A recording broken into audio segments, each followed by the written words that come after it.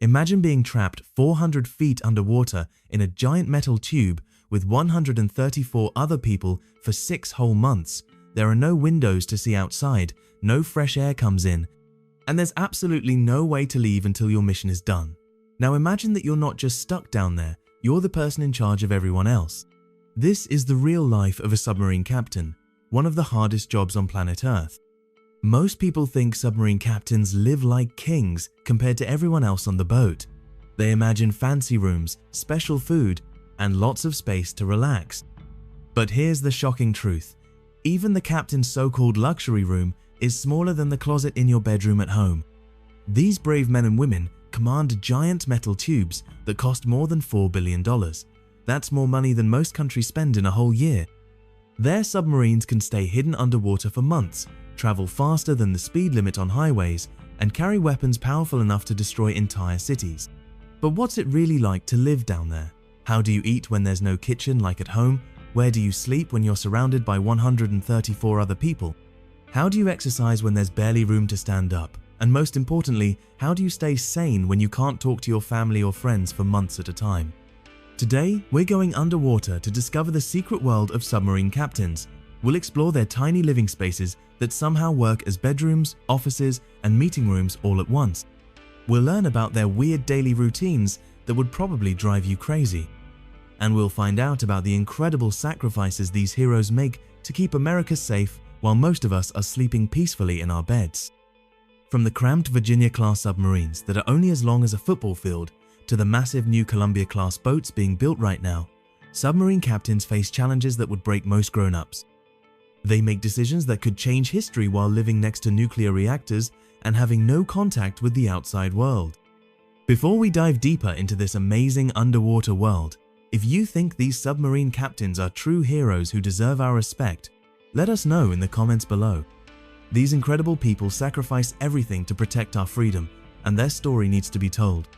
Chapter 1: The Captain's Secret Living Space. When most people think about a captain's room on a ship, they imagine something fancy. Maybe a big bed, a nice desk, and plenty of space to walk around. But submarine captains don't get anything close to that.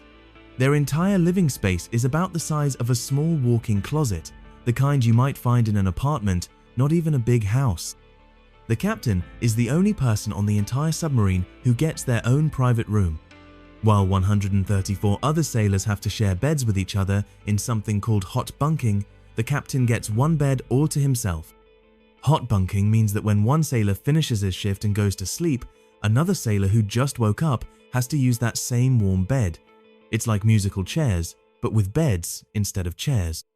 But don't think the captain's private room makes him lucky.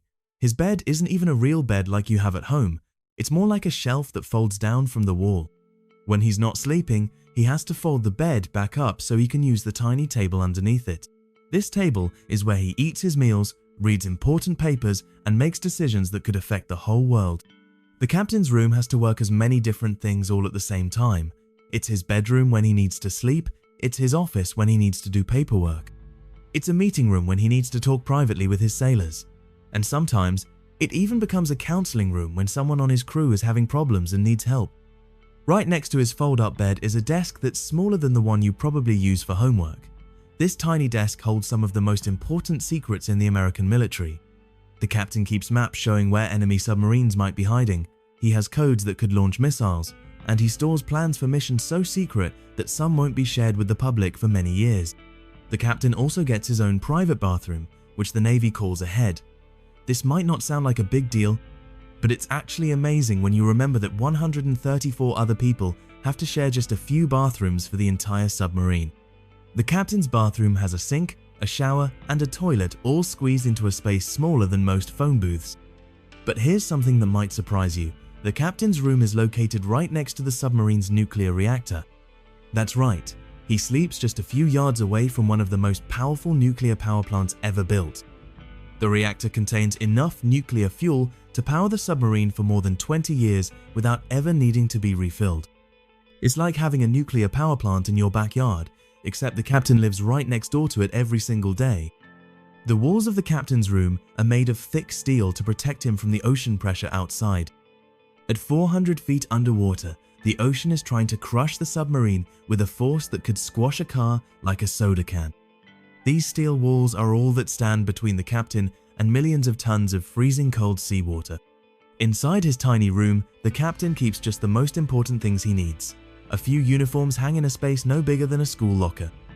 He might have 1 or 2 personal photos of his family, but there's no room for much else.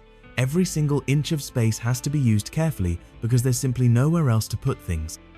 The captain's room doesn't have any windows because submarines can't have holes in their sides underwater. Instead, he has a small lamp that gives off artificial light 24 hours a day. After months underwater, many submarine captains say they start to forget what real sunlight looks like. Even though the captain's room is tiny and cramped, it's the most important space on the entire submarine. This is where the person in charge of a $4 billion weapon lives and works. It's where decisions are made that could change the course of history. And it's where one person carries the huge responsibility of keeping 134 other sailors safe while they're all trapped together under the sea. This small room proves that being a submarine captain isn't about living in luxury, it's about making big sacrifices to serve your country. If you're amazed by these underwater heroes and want to learn more incredible stories about the people who keep America safe, make sure to subscribe and hit that notification bell. Chapter 2. Eating, sleeping, and staying healthy without sunlight. Living underwater for months creates some really weird problems that most people never think about. One of the strangest things is that submarine captains don't live on normal 24-hour days like the rest of us. Instead, they follow something called an 18-hour cycle. This means that while you're sleeping through the night and waking up in the morning, submarine captains are living in a world where day and night don't exist at all. Think about how you know when it's time to eat breakfast, lunch, or dinner. You probably look outside and see if it's morning, afternoon, or evening.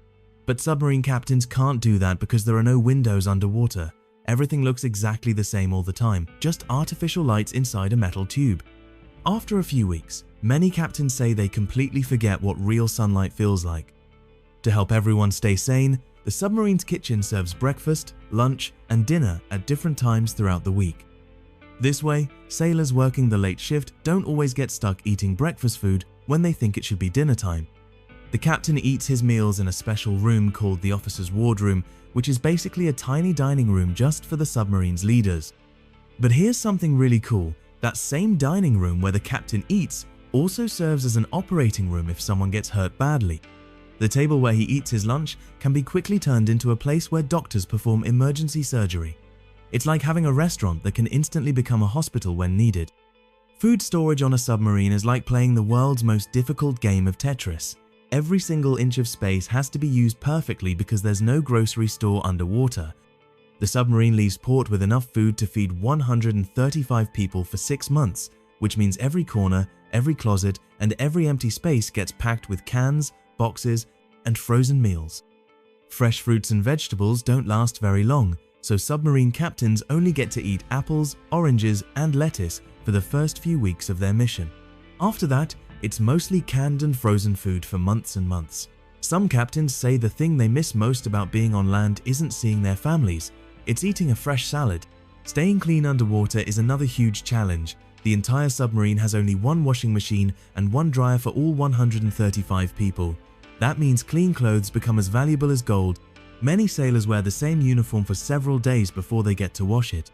The captain might get his laundry done a little more often because his uniforms need to look nice when he's making important decisions, but even he has to wait his turn.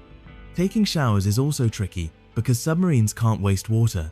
Every drop of water on the submarine has to be recycled and used over and over again. The shower water gets cleaned and turned back into drinking water through special machines. This means submarine captains take very quick showers, usually less than 2 minutes, to save water for everyone else. Exercise is probably the weirdest part of staying healthy on a submarine. There's barely enough room to stand up straight, let alone run around or play sports. Submarine captains have to get creative with their workouts. They might do push-ups in their tiny room, lift weights in the torpedo storage area, or do stretching exercises in the narrow hallways. But here's something really interesting. During certain secret missions, the captain has to turn off the submarine's treadmill. Why? Because the sound of footsteps running on a treadmill can be heard by enemy submarines from miles away. Enemy sonar can pick up the rhythm of someone jogging and figure out exactly where the submarine is hiding. Many submarine captains say the hardest part about staying healthy isn't the lack of exercise or the weird food, it's staying mentally strong. Being trapped in a metal tube with the same people for months can drive anyone crazy.